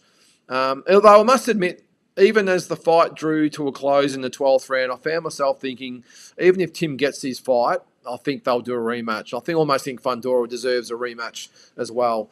But now that obviously he's lost the fight, I would think that 100% Tim will target Fundora in a rematch. He'd happily take a Crawford or Spence, but I think for now those fights are off the table, and I think it's Fundora or nothing. If he beats him, then of course then he can then hopefully get back on track. I don't think it'll be as simple as just beating Fundora and then being, hey, we're back. Although I think he'll be forgiven a lot considering the circumstances tonight with the blood factor. Hopefully people say, okay, well, it's just a one-off. The cut was a factor. He's put that wrong right now, or he's righted the wrong. Now we can move on. So it's Fundora or nothing as far as I can see, or I'm concerned, Touchstar. Lara may have won, but he looked slow as heck. Yeah, well, Michael Zerafa made him look quicker than probably what he was. Is that financially fearless? Great to have you along, by the way. But the fact that he was timing Michael coming in, Michael would punch, and because they didn't really have any oomph in his punches at all, he could just sort of ride him, and then he would counter with those those counter punches, and which ended up ending the fight. So sometimes fighters can make you look maybe better than what you are. I don't think Lara is, as I said before, right at the upper echelon anymore, but he's still going to be in line for some big fights. He holds a belt. He's on a winning streak. I heard, by the way, that from our good mate Noonan Boy, that maybe, I did see Danny Garcia was just sitting up from us. The word or the rumour was that Danny Garcia was going to get up in the ring and challenge the winner of Lara and Zerafa. Now, that didn't happen. So I would, and don't forget, those two were supposed to fight before this fight happened. So don't be surprised if Lara and Garcia fight. It could be the matchup of two sort of semi-washed up fighters, but we'll see. Zerafa was terrible. His jab was pedestrian, and he dropped it on the runway every time. Well, he made life a hell of a lot easier for Lara than what he should have been. He did, and I don't know again whether he was nervous or he was a bit. I won't say he's awestruck about Lara, but maybe just a bit tentative, a bit shit, because his punches had no snap. He looked like he was almost underwater, and that can happen. It can happen to the best of fighters out there. It really can. And fighters can't explain why, but it just does. They can't fire for whatever reason it might be. And Michael, to me, looks incredibly flat. Had a couple of moments in the 6 minutes that he was in there, but for me, Lara, as I said before, was in neutral and might have just clicked in the first gear when he nailed Michael, but wasn't. It wasn't a performance that's going to allow Michael to get another crack at it, I'm afraid. Seriously, that was like watching a bad amateur. Yeah, well, did you see the post fight? No, I didn't, mate. I didn't see the post fight. I did the video with D-Style, and I've come up here in the warmth, mate. But I will, after this, I'll check out social media. What's up there? Are you going back for the rematch? Probably not, Robbie. Only get a certain amount of leave passes per year. I'll be back over here in September. Hopefully that will be Canelo and Benavidez. That's the fight. Canelo will be on anyway. Let's hope it's Canelo Benavidez. That's the fight I'm praying for, but that'll be my next one. Hey, look, if it is in September, well, yeehaw. But no, I won't, mate. I'm going to Perth for the Kambosos and Lomachenko fight. I can't wait for that fight. I reckon that's going to be a cracker, and the undercard's great on that as well. So that'll be my next stop in May. Was it May the 12th? Over to Perth, and then September. This is the second week of September over here for the, I think it's Mexican Independence Day. Cinco de Mayo is the first week of May. The second week of September is Mexican Independence Day. So that's where I'll be coming back. Morales beat two all-time greats in Pac and Barrera, and one great fighter in Prince Hamed in the primes. Don't forget, I'm thinking of Barrera beat Robbie Peden as well. Excellent resume. Not too many people have Eric's resume. No, that's correct, mate. There's Kevin Cox. How you going there, mate? Someone needs to be accountable for why the fight didn't get rescheduled. It was clear one fighter's vision was impaired, and the fight turned in the favour of the losing fighter. Well, it's probably a bit late once the fight started, Kevin. I'm assuming you're saying they should have just called it a technical draw and reorganised. It doesn't sort of work that way sometimes. Not that easy. If it had been a draw, a technical draw, and there was no obligation for Tim to fight a rematch with Sebastian Fundora, he might have said, yeah, well, whatever, and I'm going to move on and fight Crawford or Spence next, and this fight would have been forgotten about. I don't think you can sort of change the rules as you go. So we spoke about it earlier. I think everyone had decisions to make. Do we stop it after the second round or the third round and go to a technical draw and everyone goes home disappointed but no harm done? Or do we go to the fourth round and get a decision, and then after that, well, there's nothing really they can do except stop the fight and go to the scorecards at any time during the fight. But yeah, as I said, Kevin, it would have been a bit hard to change the rules as you're going, because Tim had no obligation to fight Fundora again, no matter what the circumstances were. What's that, Penny? What's that there? Good to link up with D-Style. Yeah, great man, Lil Penny. I caught up with him for a drink today at the MGM. And we, as I said, we caught up after the fights and did a video out the front of T-Mobile Arena, which I'm sure will be on his page at some stage.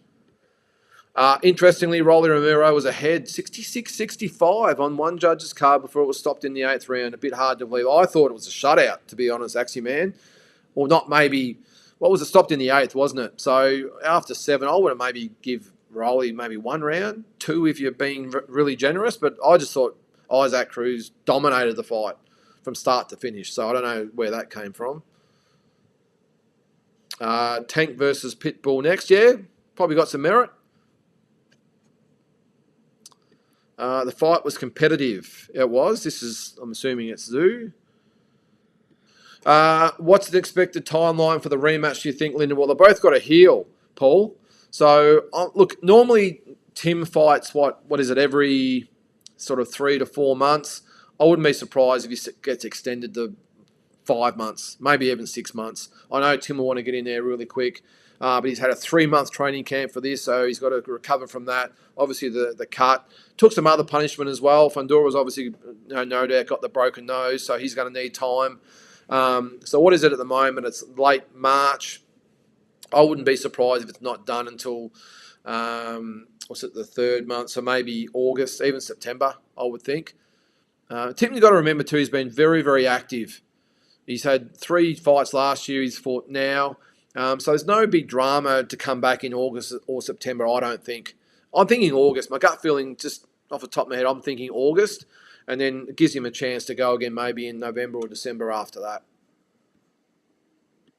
If you're going to knock on the door right now, would it be room service? Or I won't comment on that one there, mate.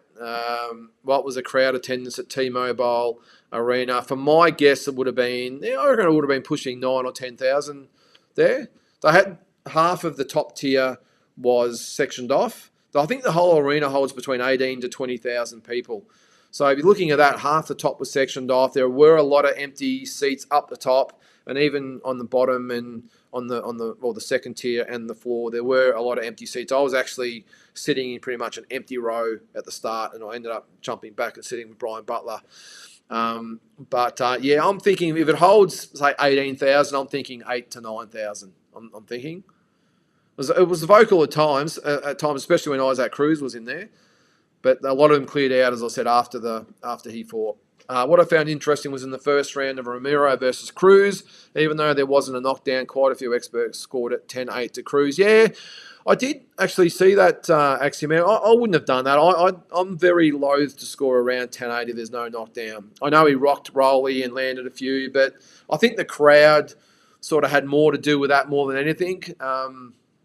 With what they thought was happening. I thought that the way they jumped up and yelled and cheered probably had a bit to do with why it looked a bit more potent than what it was. But no, I thought it was a dominant round, but I wouldn't have scored a 10-8. Garcia's at 147. Well, he was going to fight at middleweight though, Penny. You've got to remember before the fight with Lara fell over, that was for the middleweight title. So, and that's without him even having ever fought at 160. So I don't know why would be any different now. There's Mutzi. How you going, mate? Fundora won. Pitbull was a beast. Good test for young Kermel. Yep. Tim bashed him the first 2 rounds. Cut free, he wins.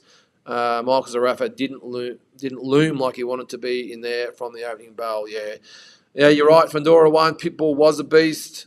Good. Yeah, I didn't see Kermel Moton. We actually had a quick chat to his trainer during the night. Seemed like a really good guy. And I think Kermel Moton goes on to some big things, I would say. He might have, I wouldn't say he bashed him in the first 2 rounds, Mutzi, but he definitely had the better of him. But 2 rounds is 2 rounds, isn't it? That's why we have 12-round fights. And if he's cut free, he wins. I suppose we'll never know. Because the other thing, Tim, at a couple of stages, to me, did look gassed as well. So even if he didn't have the cut, we don't know whether that would have played a factor. I doubt it because he's always so well conditioned. But we'll just never know. End of the day, Fundora got the win and good on him. And Michael Zerafa, well, unfortunately, Mutty, I hate to say, he just didn't turn up, and I'm sure he'll admit that as well. And I'm sure he'll be scratching his head thinking, why or how didn't I turn up? He got nailed.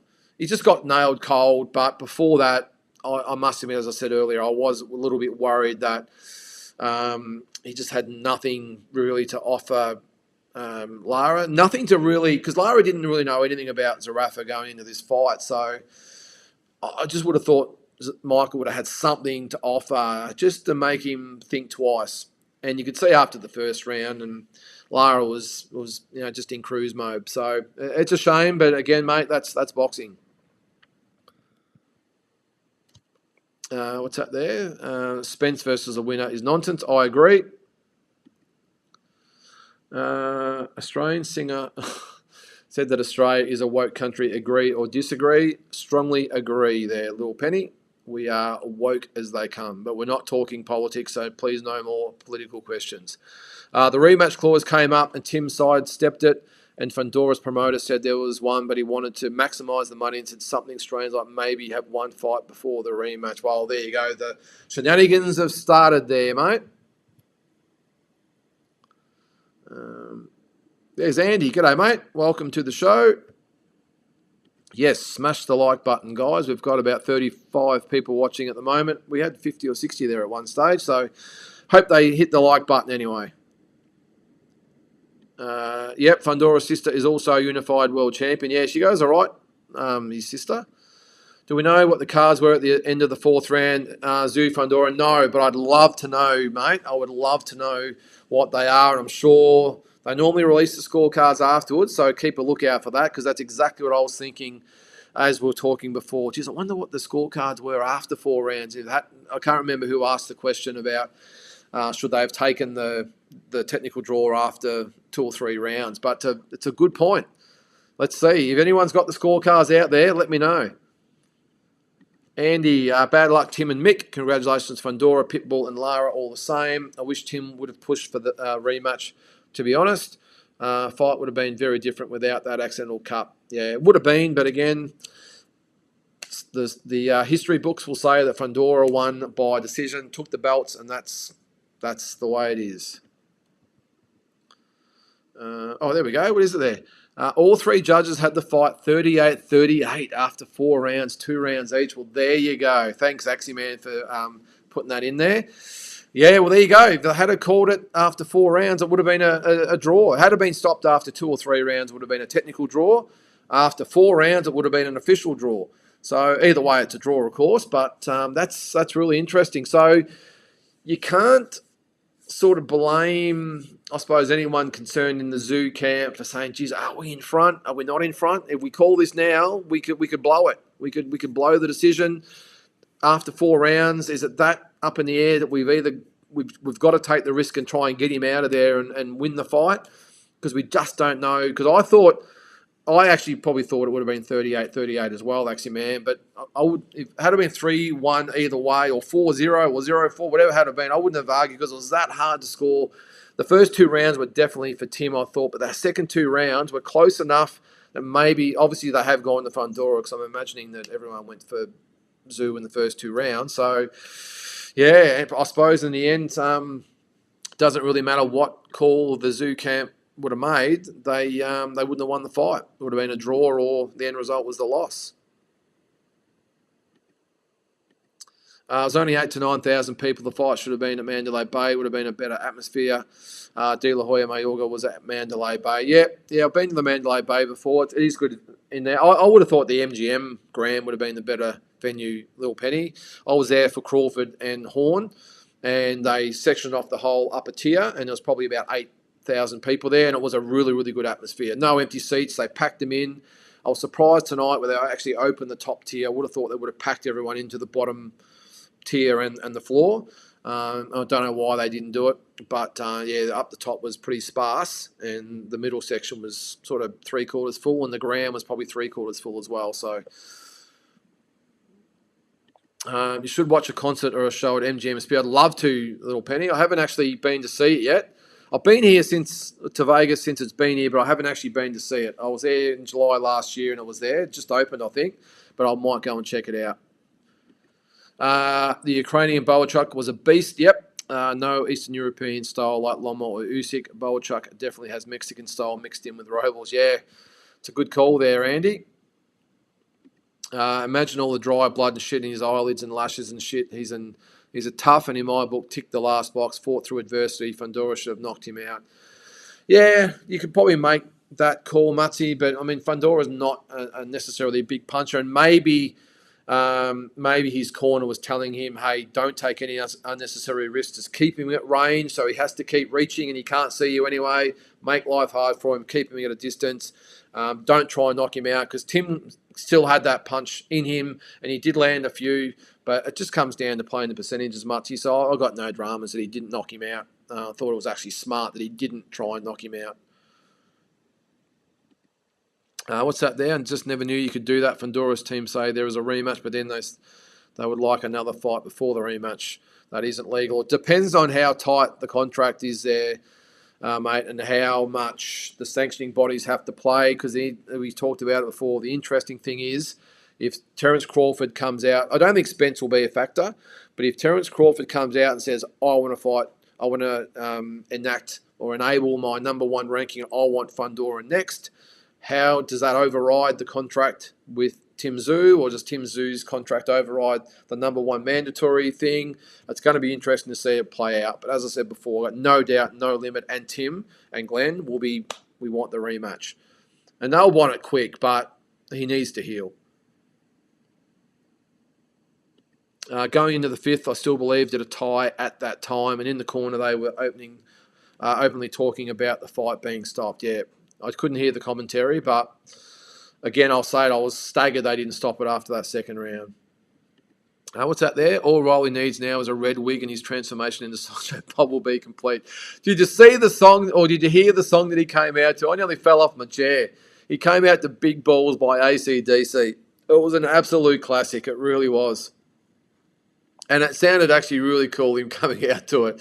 I'm a bit of a fan of Riley. I think he's very limited as a fighter, but look, we need characters in the sport. And I'm really glad that Isaac Cruz won, by the way. But we need guys like Rollo Romero in it. We really do. Would have, could have, should have. What next for Tim? PBC there for PBC fighters. Spence was there, set for Fundora, but surely Bud going to contest WBO, so we'll see how it pans out. A lot to pan out there, Andy. I'd love to be a fly on the wall when the negotiations start, I can tell you. Is that Rolly, I'm assuming, versus Ryan Garcia next? Both losers. Yeah, well, Garcia's got a bit on his plate first, though, hasn't he? Costa went unbeaten for 8 years after his loss to Phillips. Tim will bounce back. Yeah, I think in the cold light of day, you'll probably see Tim reflect on this. I think he was actually good in the ring, by the way. I haven't seen the press conference, of course, but I think he'll take it in his stride. He'll be so disappointed in losing his first big fight here in the States, but he'll be back. And he's 28? I think he is. He's got a good 4 or 5 years in him, plenty of time to come back and get that title belt back. Hopefully he does that later in this year, and then he's got a good 5 years of big fights ahead of him after that.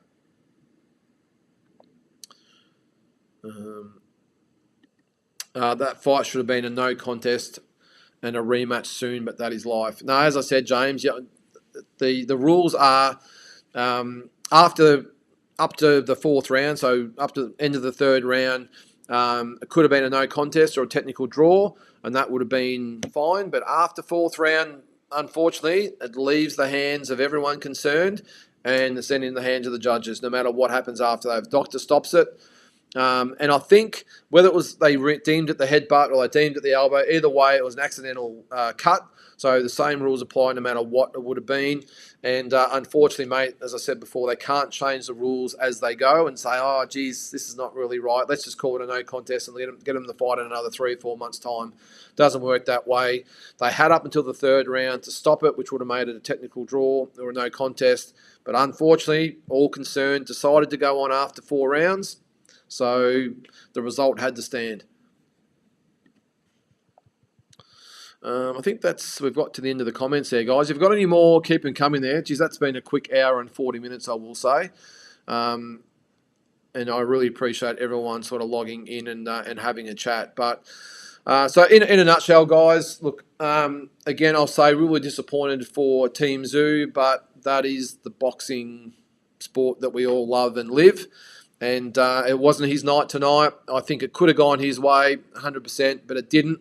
And, the Zerafa and Liam Wilson fights were hugely disappointing as well. But you've got to take the good times and the bad. We've had some a really good couple of years when you think about it with Aussie boxers. And we've got a great year. It's probably the biggest year in Australian boxing ever. Well, it is. 10 fighters fighting for world titles. And that's just at this stage. Who's to say we don't have other fighters that we might have Sam Goodman and Inouye by the end of the year, and who knows who else might fight? We might have one of the girls, Ebony Bridges or someone might have another crack at a world title. So we just don't know. But to have 10 fighters locked in for world title fights before mid-year, just amazing stuff. So no matter what happens with the result, it's still the biggest and most significant year in Australian boxing history, and I think it's great. And yes, we haven't got off to a great start. We're 0-3, but plenty of time to hopefully make amends as we go. What's up there? Maybe Tim can chase IBF's Madrimov. Yeah, well, that'd be a good fight. Andy, I still think he wants Fundora right or wrong. He wants that fight 100%. And I think the only way he might step aside, if Crawford says he wants to fight Fundora and they decide to make that fight happen and they pay Tim, that's the only way I can see it happen. They pay Tim to step aside, but with a guarantee he gets the winner. I think that's the only way that happens. I don't think he's worried about Madrimov yet. I don't think he's worried about Bowerchuk yet. I don't think he's really worried about anyone yet. I mean, he's just copped his first L, so he wants Fundora right or wrong, no doubt. I thought it should have been stopped as soon as it happened. I agree with you, James. I said the same thing. I said after the second round, I said to Brian sitting next to me, I said, this fight's over. So I was staggered. I'm with you there. I agree. It should have been stopped. On merit, regardless of what might happen and what didn't happen, whatever, the fact after that second round, I fully expected the referee to get up and say, that is all. Take one look at it. And he did shake his head at one stage, I think I saw. I don't know whether he said, I'll give you one more round or whatever it might be, but I'm with you there, James. I 100% thought that as soon as the doctor stepped into the ring and took a look, I would have thought he would have waved it off. So, but he didn't, and everyone's got to live with it now. You can't be... What's that? You can't be bummed out about the fight. It was a good fight, cut or not. Fundora fights tall all the time. He could fight hard for anyone in the future, and he's only 26. Yeah, no, I agree there, mate. I totally agree. Andy Lara doesn't have legs like he once did, but that man's still a sniper now, even more than ever, adapted with age. Well, that's the thing I kept saying all along, Andy. I couldn't give two shits about his age. If you're a good fighter, you're a good fighter, especially if you look after yourself outside of the fights, and he obviously does. And those Cubans, mate, super sharp. They can punch. They're all got great skills, good footwork, great overall boxers, and age was never a factor. And unfortunately, again, he probably just exposed Michael for not being at that level. Fundora, a garbage promoter, said they want a money fight. They need money. What's that, Tom, off the cards? I'm not sure what that is there. But, yeah, look, as I said before, I've got no doubt if they'll probably want to take the Crawford fight. But it's going to be interesting again, I'll say, when the No Limit boys dig in and you've got now Fundora and then Crawford entering the mix, it's going to be very, very interesting over the next sort of couple of months to see what's going to happen. Tim Tszyu have jumped up and down for a rematch, was too humble in defeat.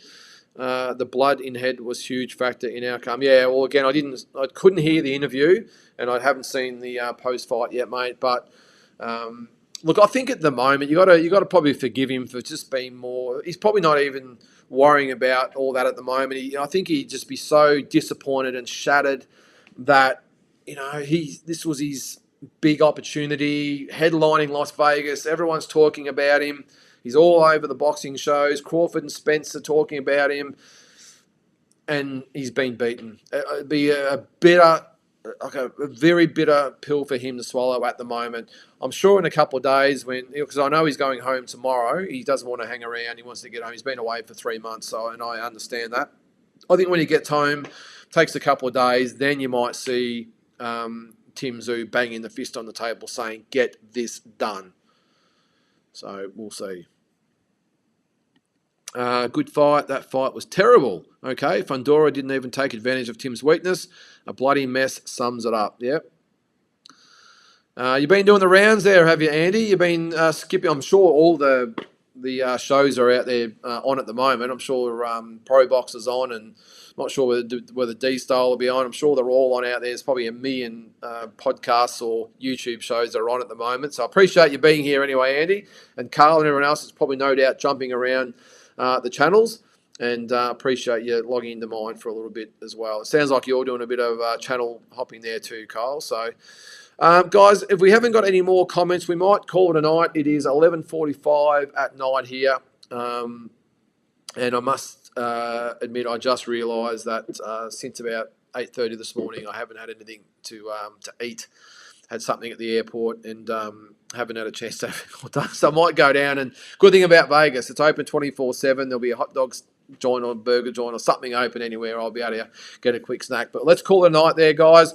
Again, really appreciate you all logging in and having a say. We had a really good turnout tonight, and I'm sure we will after the fact with the views after this. But we regroup. We go again to Liam Wilson, Michael Zerafa, and Tim Tszyu. We're all super proud of you guys for flying the Aussie flag the way you have this weekend. To the opponents that were victorious, congratulations to you guys as well. Enjoy your win, and let's hope we can get the Aussie train back on track. It's next weekend, of course. I was going to say who's next, but it's going to be Sky Nicholson next weekend. So let's hope she can start getting us back on track for the rest of the year. And until I get back home to Australia, I look forward to catching up on talking boxing, and hope you have a good rest of your long weekend. Catch you then.